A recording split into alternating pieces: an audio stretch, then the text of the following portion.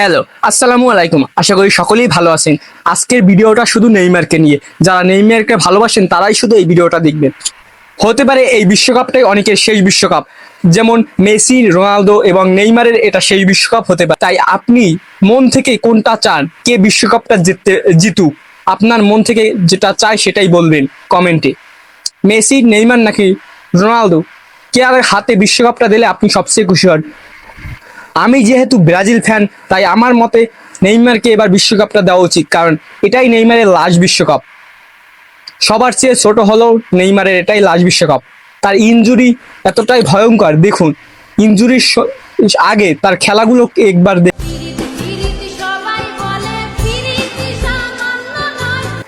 নেইমারের এই স্কিলটাই দেখুন। নেইমারের এই স্কিলগুলো দেখলে আপনি সত্যি মুগ্ধ হতে বাধ্য। ইনজুরি থাকা অবস্থায় নেইমারের পারফরমেন্সটা দেখুন, শান্ত হয়ে বসে।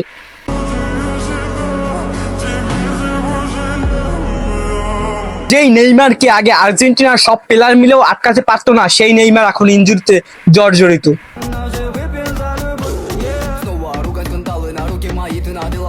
এই সেই ইনজুরি, যেই ইনজুরির কারণে নেইমার সবকিছু থেকে বঞ্চিত। আজ সে ব্যালন ডি'অর থেকেও বঞ্চিত হয়ে গেছে, এই সেই ইনজুরি।